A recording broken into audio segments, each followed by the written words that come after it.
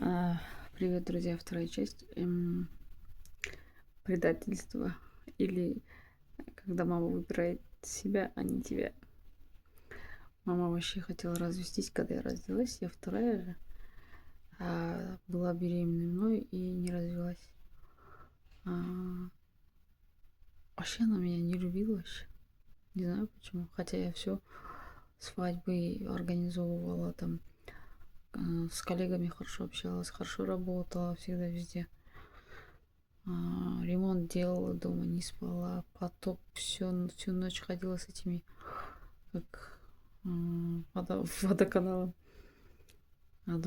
Когда другому это сам я не нужна. А, ну ладно. Потом, что предательство заключается в том, что доля, да, сейчас 11 год, 12, 13. В 10 году я была в Астане в отпуске. Мне понравилось на 3-4 дня. Я думала, что я, типа, какая там Астана, да? И мама все время в командировке ездила, и там мамины сестры, дети жили, двоюродный брат. И сейчас тоже живут, но не общаются, потому что они богатые. Нуржан и Айгерм. И все их прям на пьедестал ставили. Вот они такие богатые, это они там работают там-то. И все их уважали в Чимкенте, когда на свадьбе они как будто пуп земли, да. И мама все время в командировке была. Я хотела, чтобы мама тоже вот так крутая ходила. Мы все крутые ходили.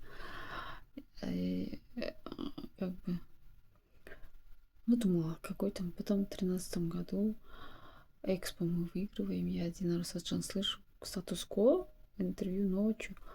Я такая, вот бы действительно этот шарик интересно построить. Как его строить? Это же трудно, да? И увидеть этот шарик, короче. Я английский знаю, может, переводчиком буду, да,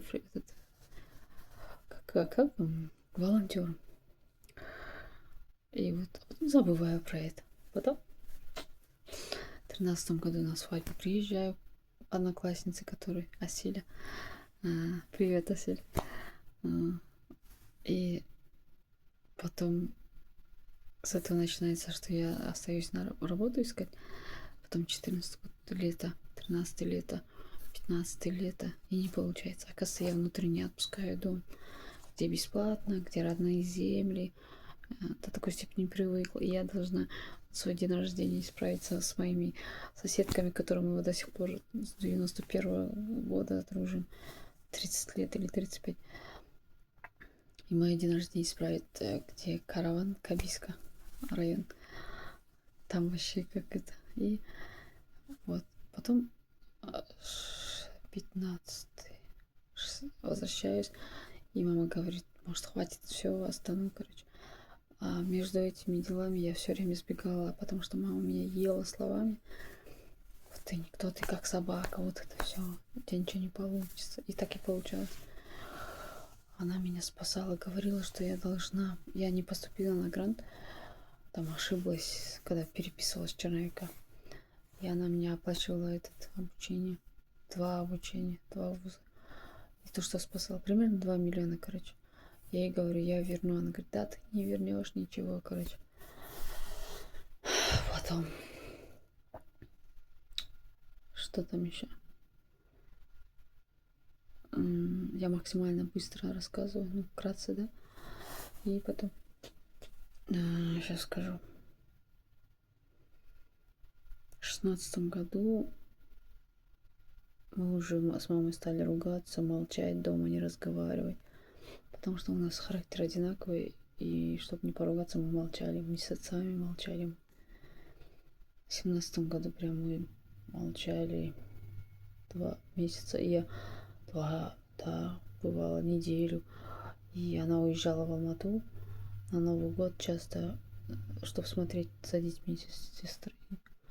И на пенсию вышла она. И 2 или 3 Нового года я одна оставалась. Я потом стала не любить Новый год. А так я вообще люблю праздники. И в 16 году сестра, оказывается, хотела в аренду сдать дом и сказала, что я бесплатно живу. А я была удивлена, короче. Потом кипиш подняла, потом думаю, зачем я это делаю, нафиг это. То есть я маме сказала, я-то там найду жилье, да, аренда, а это типа ваш же дом. Мы родителям все время на вы разговаривали. Потом они успокоились. Мама хотела за деньги меня на госслужбу устроить, но я ей сказала, что у меня 2 высших образования, и я больше должна быть не хочу. А она переживала, что вдруг ее не станет, и я останусь без работы, да. А она работала всю жизнь, больше половины жизни на трудоустройстве и знает, что такое вакансии, что это имеется в виду, что это все вранье, что трудно найти работу постоянно, и что мой характер какой-то не такой. Она меня устраивала на работу к себе, как свою сферу. Не получилось там почему-то предательство. И то, что я не хотела, да. Много спасала, и я такая, как ребенок, никак не могла оклематься. Она меня спасала, тем самым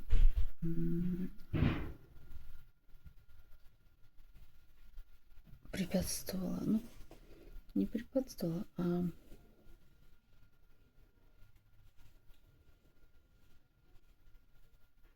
не давала мне самой развиваться, что ли. Но с другой стороны, я и сама пробовала, но не получалось. Так должно было быть, может быть. Я вот когда в 2016 году ментальной арифметикой работала с уральской семьей, там центр открывали, и там парень говорит, может, так надо было. То есть не жалеть, да? Не сожалеть. Потом и сестра моей соседи Динара Мадина. Привет, Мадина Динар. Этот Хайзнер. Благодаря им я все время была позитивной. Если бы не они и их подружки, я бы, наверное, с ума сошла. Вообще мир добрый же. А у нас дома был хаос. Я не понимала потом.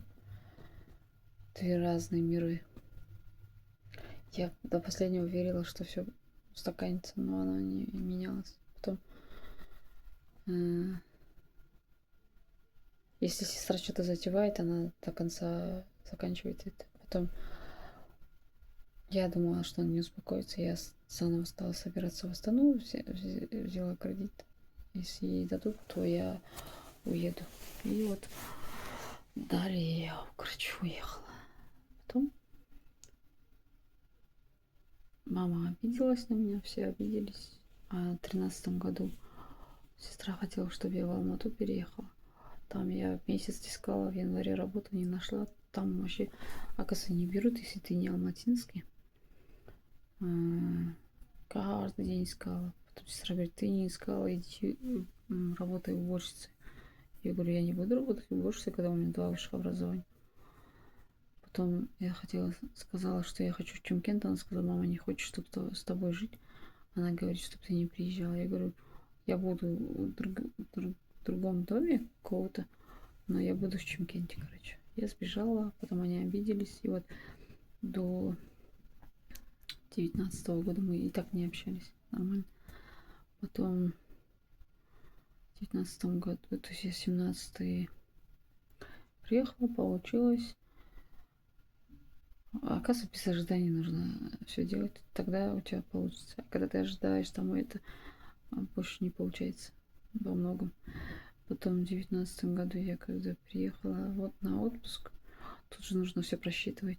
То есть ты должна найти такую квартиру, где ты можешь вещи оставить, если подселение, да, чтобы девочки были нормальные, это сам.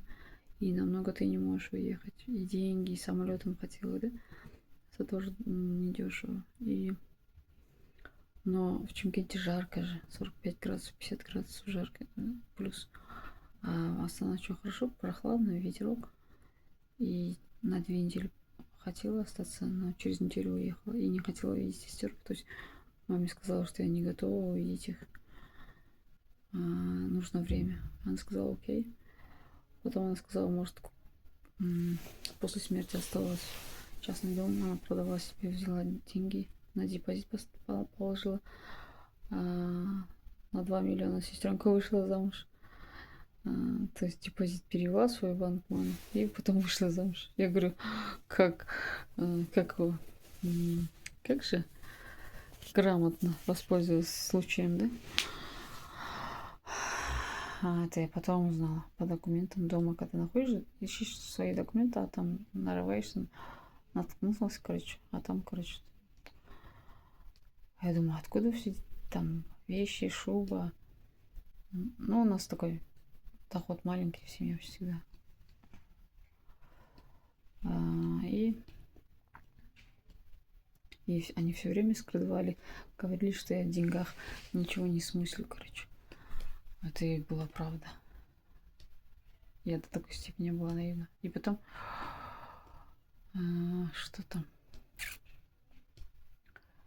Мама сказала, 4-комнатная квартира была, папе подарили, потому что он строил дома, квартиры в Атрау и в Чимкенте. И то, что 4 девочки, может 4 большая квартира, 4 балкона, 2 больших коридора. Папа все умел делать из железа, из дерева.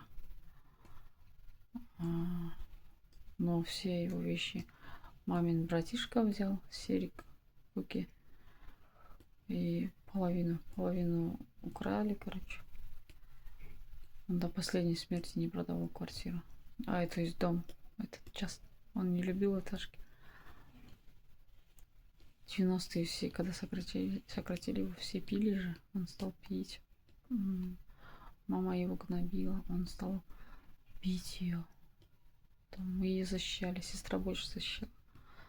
Потом сестра раскаялась после замужества.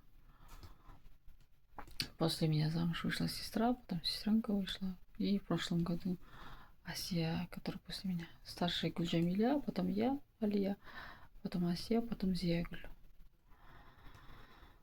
Папа до последнего ждал мальчика. И последнюю дочку любил как мальчик. И у нее волосы тоже были как ежик. Но, оказывается, мы их не отращивали и не ухаживали. Сейчас у сестренка красивые волосы, длинные. У всех там дети. У сестры 4, у младшей 3. И после меня Аси 1. У меня нету. И там у всех по квартирам, которые они сдают в Алмате. И то, что они живут с мужьями, машины и все дела.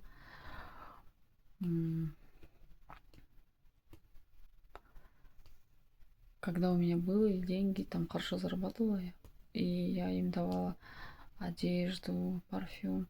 Не для того, чтобы там деньги давала, а они прямо это... Потом я спрашивала у них помощи, они мне так говорили, вот ты специально это делала, чтобы потом спросить. И такая, нет.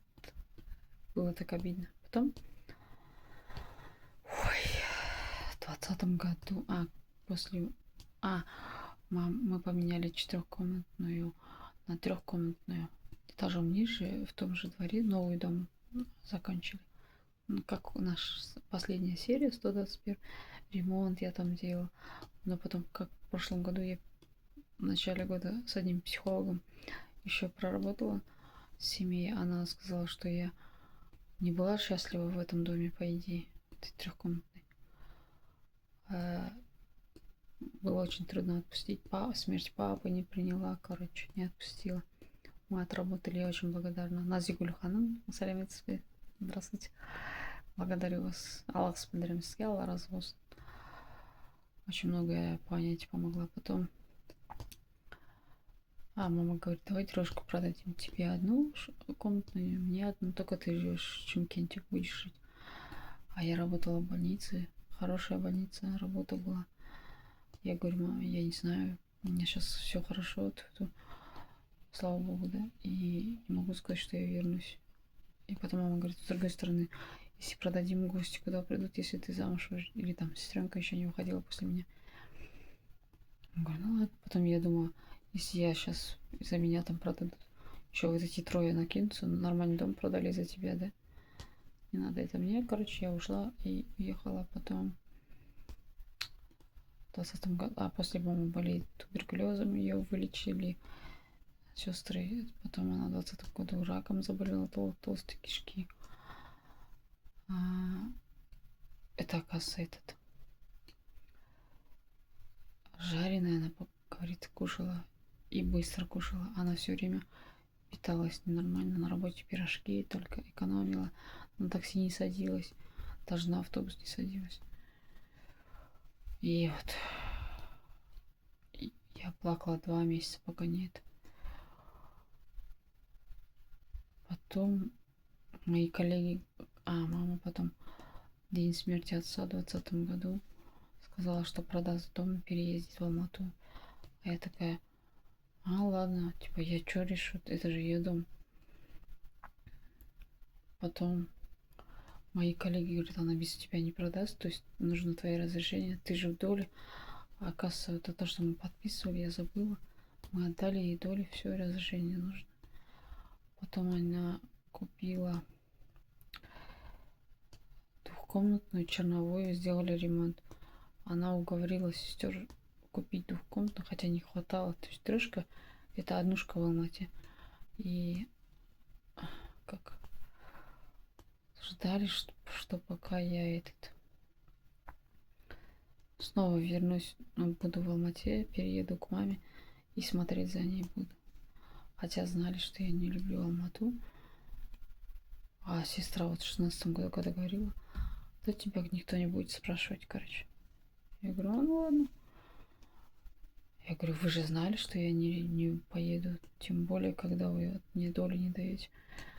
Дайте долю, пожалуйста. Это. И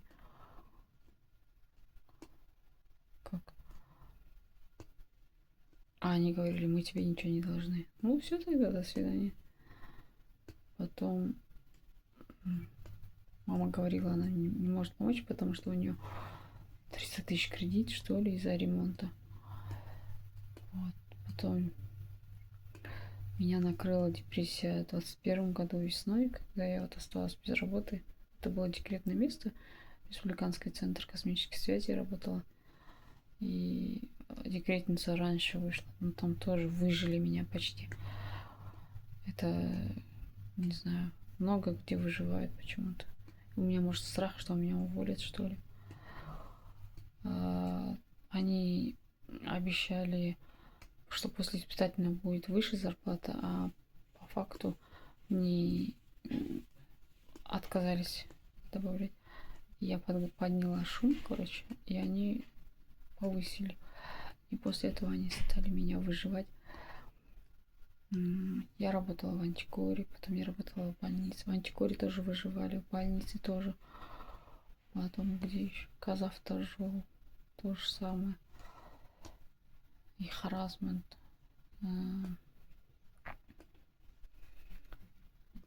Женщины, все время женщины. Мамина работа тоже женщины. То есть, если у тебя никого нету крыши, тебя там не оставить в покое. Даже если ты супер работник еще. И работаешь, да, за двоих, как вот РЦКС. Потом что-то депрессия была. Мы с мамой поругались. То есть я на нее наорала. Матом крыла, короче, на ты перешла. Мы все время на вы же. Я в шоке была. Я сказала, что что у меня нету больше времени быть рядом с ней. Что я потеряла время. Я хочу семью. Достичь чего-то сама. А не с помощью ее, да. Хочу уважать сама себя. А если я им не нужна, то я нужна, наверное, другим, народу, и быть полезной. Что-то сделать хорошее, стоящее в жизни. И она обижалась, Потом я сказала, осталось только пойти в могилу папы и там лечь рядом с ними и умереть после такого такой трэша, да? Какого они сделали? Да ты умереть не сможешь. Такое, короче. Ну ладно, не суть. Потом... я возвращалась в Чимкенджи. В 21-22 думала вернусь. Кажется, нет. Я привыкла в Астану. Сейчас 9-й год. И там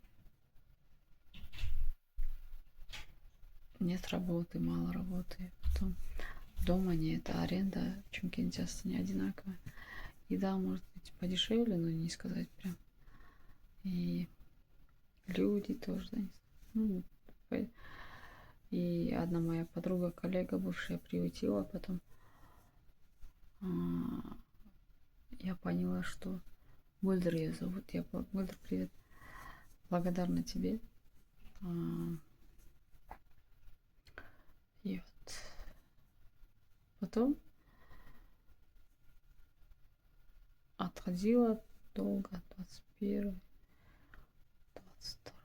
Я уже потом устроилась в Smart Bridge, электронная коммерция, то есть интернет-магазин переводила. КТЖ 40-й работала. Там тоже выжили. Там, короче, секретарь делает за всех работу вообще. И потом я искала дом, и у меня не было жилья, короче, не было денег. А деньги, зарплата не поступала. И нужно было ждать. Я ночевала на работе 2 дня или 3 дня. Спросила разрешения у заместителя. А потом все вывернули так, как будто я там закон нарушила, что ли. Ну, что я там... Что в кабинете директора секретные вещи, а я там, может быть, рылась. Да, я там вообще не заходила, там было закрыто вообще. И там была камера, и мне не до этого в целом. Я просто на стуле спала и все. Умываться в гости ходила к коллегам. Вот, и меня уволили. Потом... что там?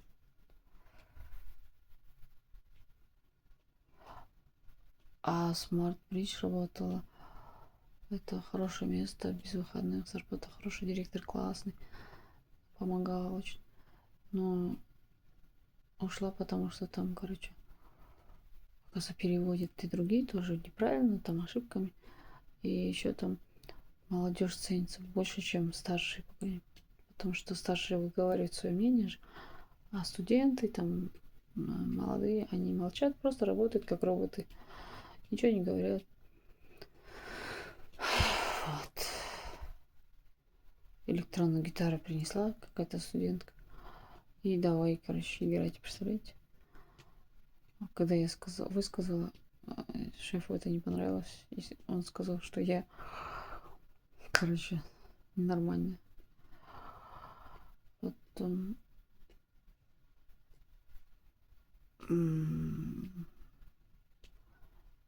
директор помогал мне деньгами. Ну, аванс давал это. А потом я подумала, не хочу быть должной. И с этой точки зрения ушла. То есть, как типа, пользоваться добротой, да? Можно, конечно, но зачем? Нет. И так много долгов. Потом в 2019 году мне Каспи мошенники обманули на 500 тысяч тенге. Потом я вообще обиделась на банки. На телевидении выступала по этой теме. Везде выступала без анонимности, чтобы другие не попались, как я. То есть там был просто телефон у меня кнопочный, да? Больница работала. И они взломали мое приложение мое, короче. Если был смартфон, я бы увидела. А там, короче, только начиналось мошенничество. Они, короче, 4-значный код тебе отправляют. Говорят, что ты сотрудник банка, совет службы безопасности Каспийбанка. Они ловят какого-то мошенника. М,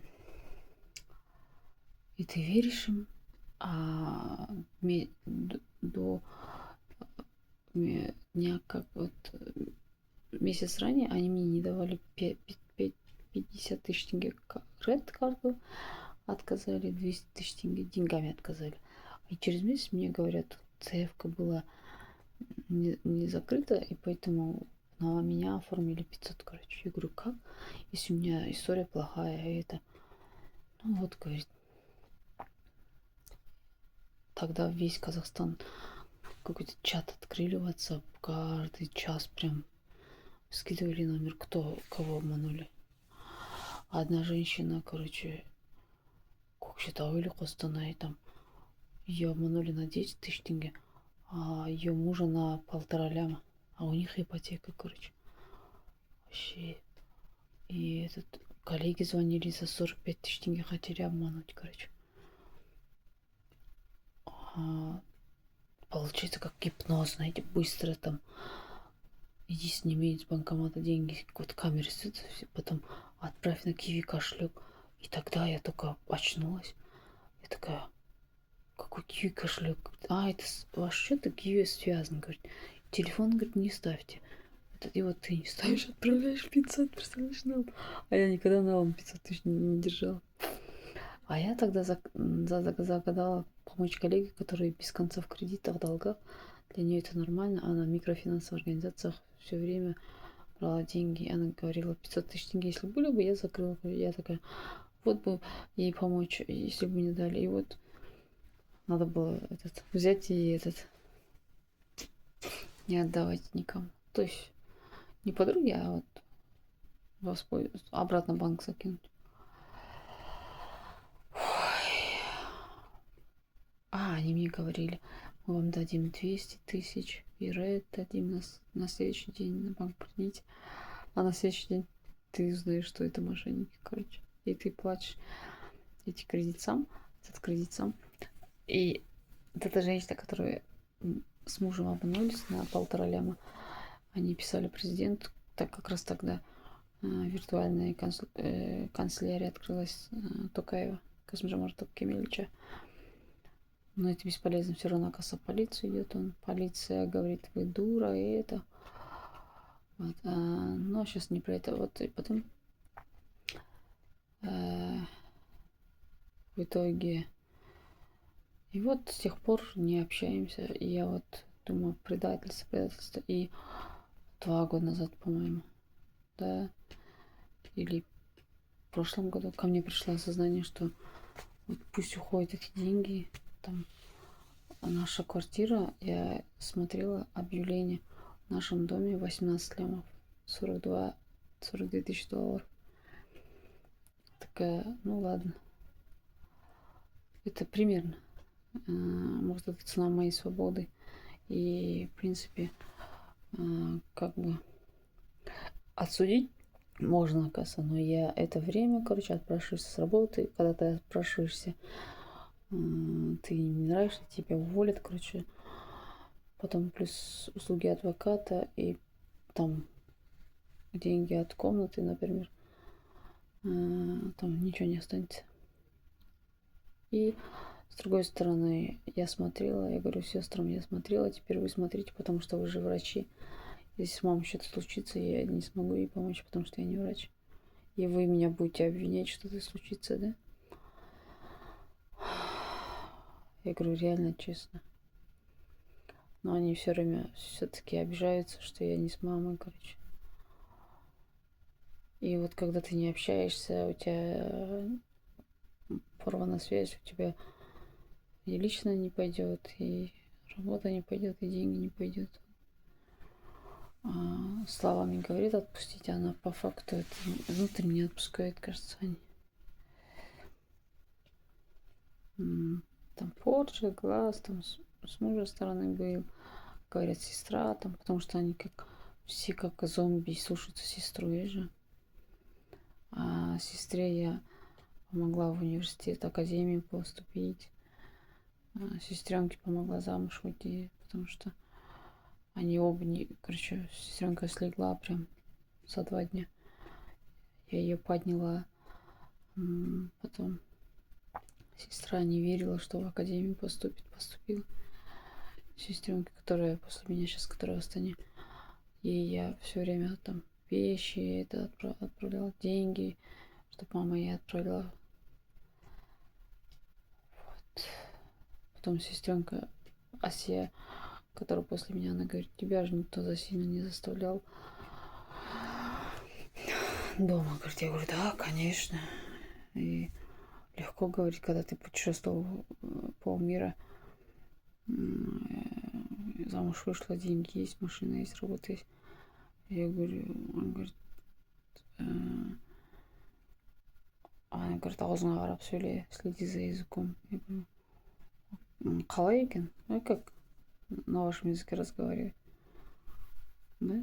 И я все время молчала, вот и у меня аллергия. Хронический бронхит, зубы. И так зачем вы меня обманули, что у меня есть комната, да? Тебя она будет ждать, и это. Сказали бы, вот, даже не надейся там. А вы знали, манипуляция, получается, манипулировали. И я вот думала, что моя комната это... Вообще нужно валить из дома, когда у тебя есть диплом. Или поступать вообще за рубеж. Вот такие дела.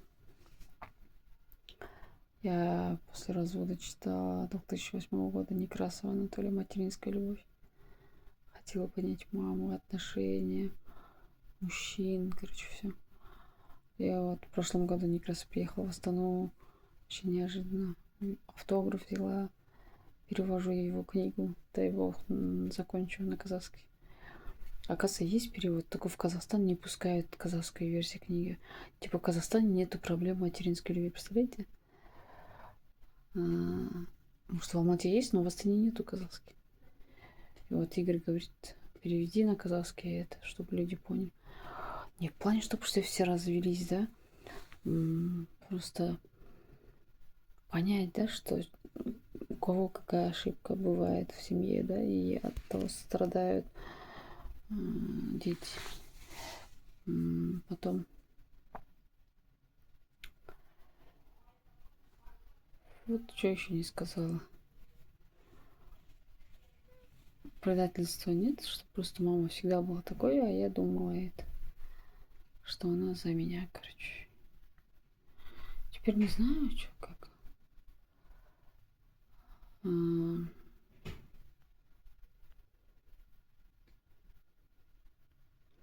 Что хочу сказать. Уезжайте пораньше из дома. Не делайте ради родителей что-то. Ущерб себе. Поступайте куда хотите поступать. Чтобы мужчины уважали женщин.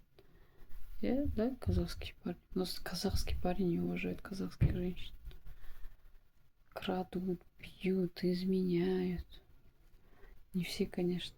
Только потом молчат. Если не беременеют, бьют, короче, гуляют. Там дома никто не защищает ее. Это невестка. 3 ночи там пойдешь, стол должен был накрыть. И вот сегодня то, что я вот сказала Игорю, пришло осознание, что вот на терпении женщины держится семья. Когда терпение лопается, и вот развод.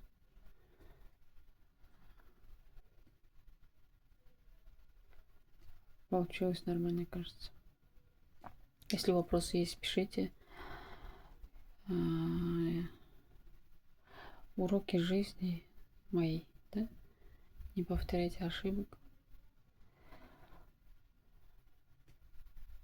Светлые моменты в жизни. То, что папа читал книги, а я вот лежу, как Игорь сегодня спрашивал, на плече у него, и все, больше ничего не надо. Он пек хлеб, из дерева все делал, из железа тоже. Чистили снег, строили дома из снега.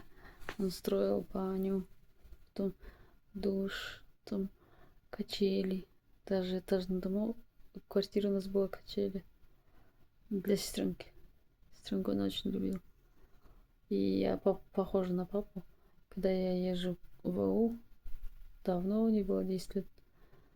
Я единственная похожа на папу же. О, хоть кто-то приехал, как похож на Ису. Говорит, Иса папа зовут. А остальные сестренки, они это... рыжие. Каждому ребенку говорят, что 50% папы, 50% мамы есть гены.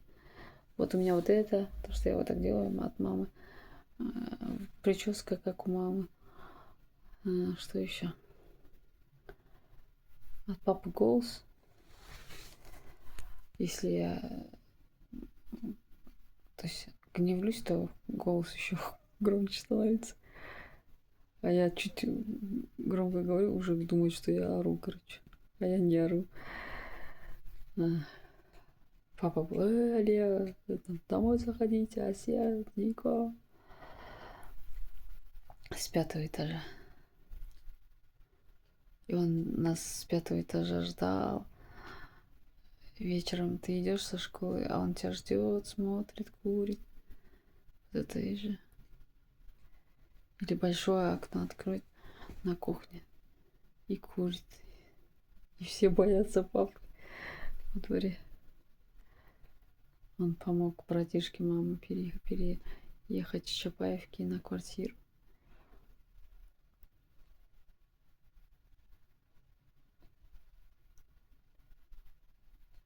Я встретила такого же, как папа, парня, но он наркоманом стал и сказал, что женится, и он ушел.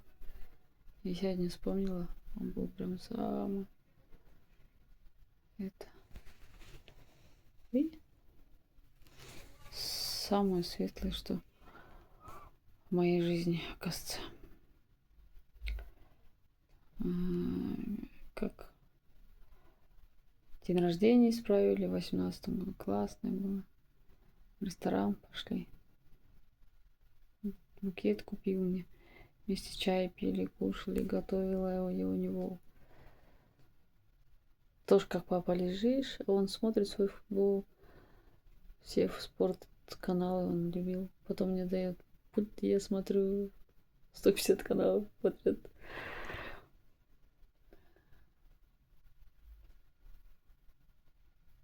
Я ему рассказывала, а он слушал меня молча. Помогал, куртку купил мне за 20 тысяч тенге. Чтоб я, знаю, зимний летом не ходил. Каждый день он пешком ходил ночью. Если я говорила, не кушала. Его Берег зовут. Берег, привет. А он ночью пешком шел. Много раз. Отводил меня в столовую, мы кушали. И потом уходил домой. Такси ловил бесплатно. Я к нему тоже. Я сама сбегала, ругалась, потом сама ехала.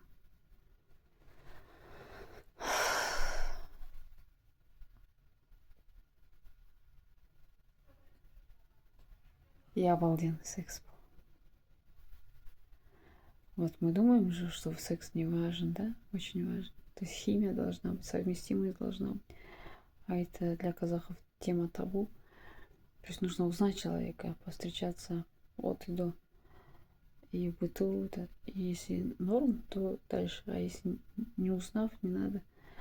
Потом, например, если парни бывают бесплодные, они скрывают это и винят жен. А жена нормально, то есть здорова. А потом редко, когда вот у меня была коллега, кстати, в центре занятости Чимкенте, она доказала, что первый муж был бесплоден. И второй раз удачно вышла замуж. Но это редко же, когда везет. И мужчины не соглашаются же на обследование. Вот, нужно проверяться. Или там не врать. А вот мой, который этот Берег бывший, он говорил, типа, что ты не родила, да? Я бы тебя с детьми взял бы. Я говорю, если бы я бы родила, я в Астане бы не была же. Поэтому все к лучшему. Даже вот это образование, которое вы думаете, что вы получили зря, все не зря. Я вот сейчас продленкой веду, да, все дети меня любят, я тоже их обожаю. Как бы не зря я вот закончила. Мы с мамой там Поменяли за один день химия, биологию на ПМНО. А английский он этот никуда не денется, можно обучиться. Поэтому вот. А на подкасте у Герикима я почему-то все негативные истории почему-то запомнила. Хотя я позитивный человек. Может, я хочу понять мужчин, унизить их или что, обесценить их. Да нет, вроде. Просто я хочу, чтобы женщины любили.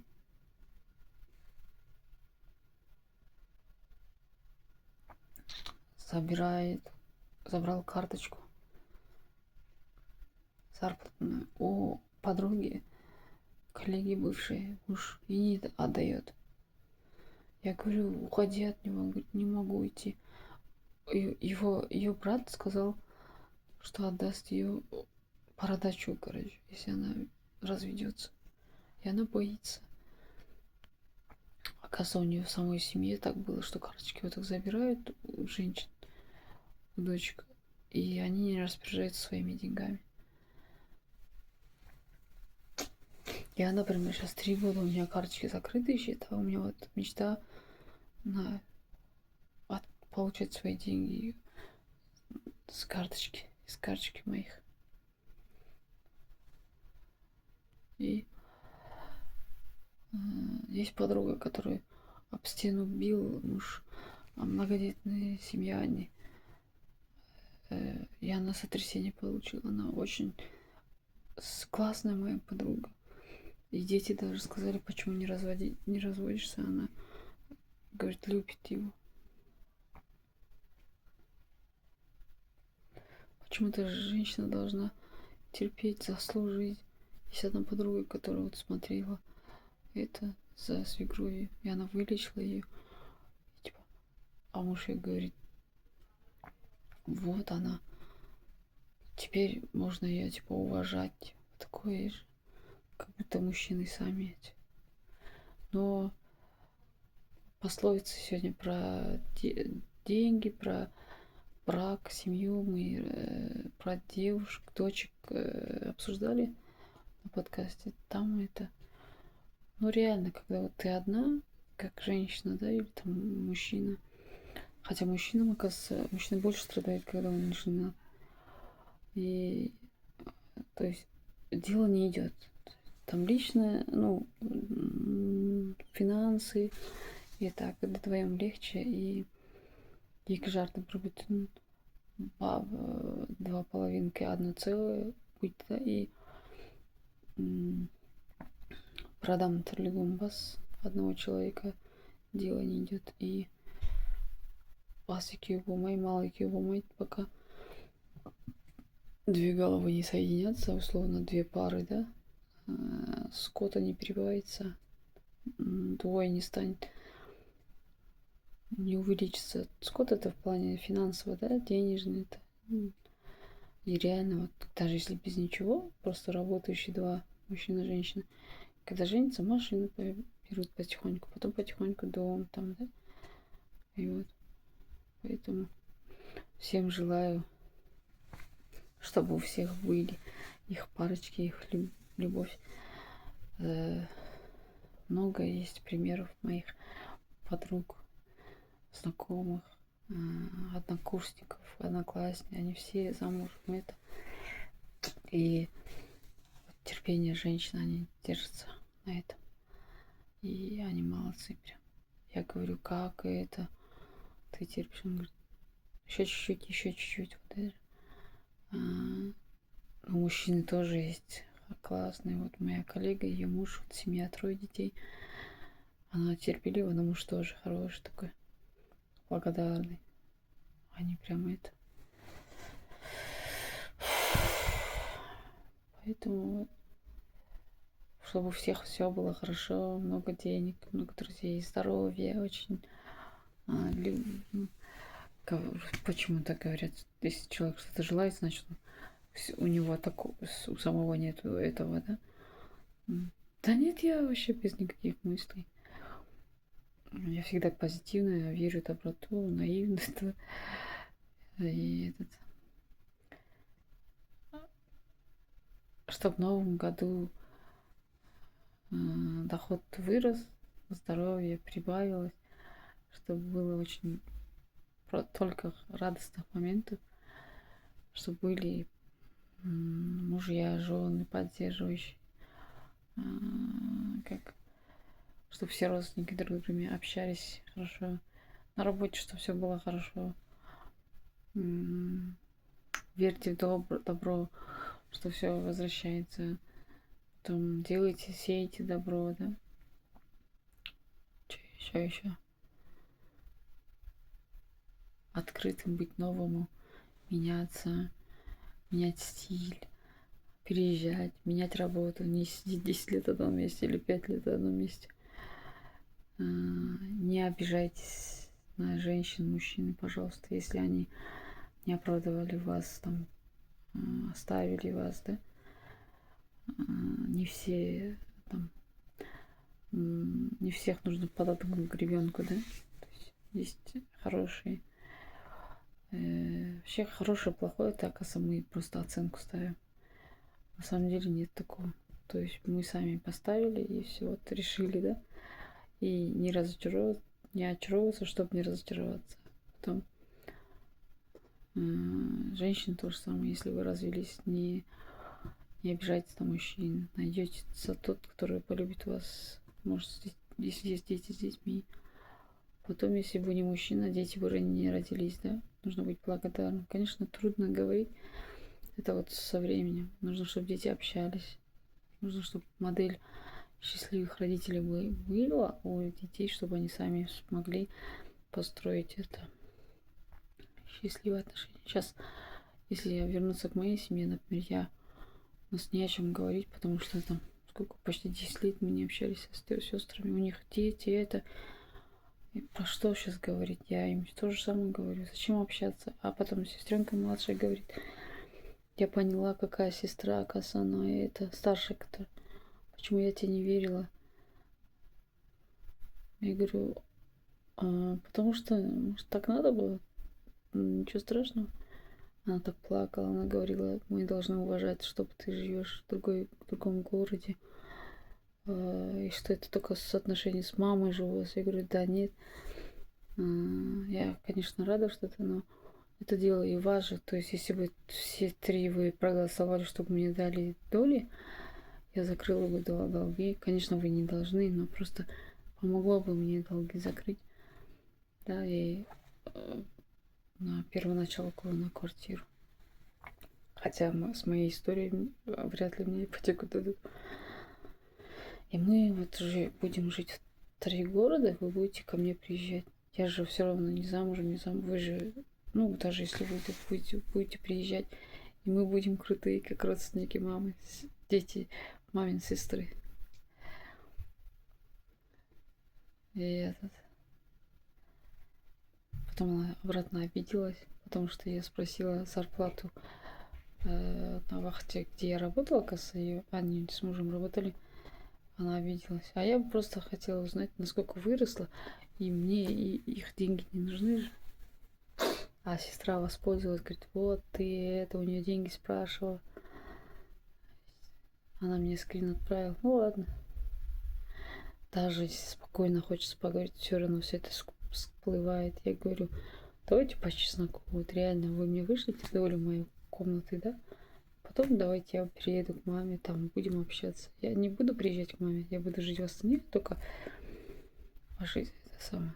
Зато будет честно, справедливо. А так у вас все есть, у меня ничего нет. И если вы не хотите давать, то ладно. Сама это.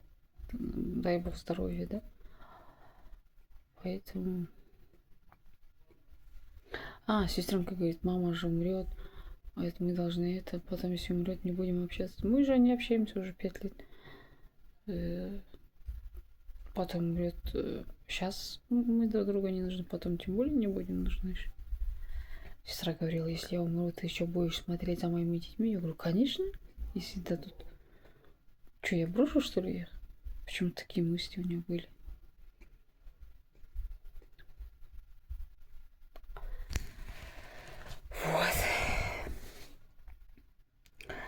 Мне казалось, что это такая трэшевая ситуация. У каждого ужасные, плохие бывают как уроки жизни. Им кажется, что такое у них. На самом деле у каждого по-своему. Но все проходит, главное здоровье. И хорошие люди. И человек сам понимает это. Вот. Комментарии пишите, не судите строго. Это я еще, наверное, чуть-чуть... Есть то, что не досказала, я там комментарий напишу. Я не обижена, но невозможно заставить себя простить, оказывается. Отпустила просто груз такой на голове вечно, на сердце, потом на плечах. Ты все равно не понимаешь, как так можно. Можно? Если так сделали, можно. Вот. Но я благодарна себе, оказывается, я такая сильная. В прошлом году какой коллеге рассказала, и она говорит, я бы не выжила, говорит, я бы не удержала вот это все нагрузку. И говорит, молодец. Я говорю, да, оказывается, я сильная. А есть же не сильные, которые умирают, суицид. И когда ты вот говоришь, что я умру словами, у тебя желание исполняется. Я, оказывается, убила себя, поэтому желание не исполняется. Не простила себя за эти. Мне говорят, что я здорова, гинекологи. Наверное, рожу. А есть женщины, которые боятся родить, потому что вот ему уже за 40, типа, а если умрет, да? И у меня нету дома, поэтому, может, не рожаю я свою. И потом я говорила много плохих вещей, типа, я на улице, у меня нету еды. На самом деле, все равно где-то ночую. Слава богу, мне хорошие люди встречаются. Вот в столовой, где я долго кушала, потом возвращала быстро. Потом 7 лет волосы, где я стригусь, да, 7 лет, ну, почти 9 лет, кажется, помогали. Примерно 5 миллионов долгов, 3 миллиона людям и 2 миллиона минус Каспи. Ну, счета.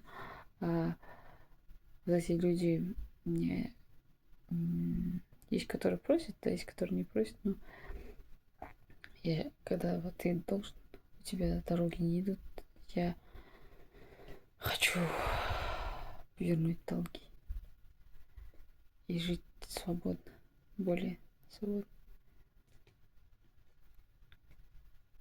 То, что не люблю быть должной. Почему-то вот 15 лет, 2008 года не получается выйти замуж.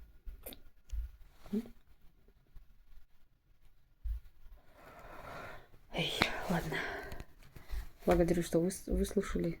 Надеюсь, была полезная информация. Может, не полезная. Просто, чтобы на русском было. Будет много вопросов. Если не будет, это самое, если будет, отвечу.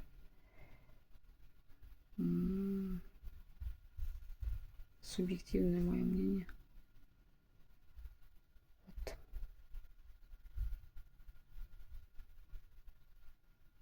Ладно. Пока.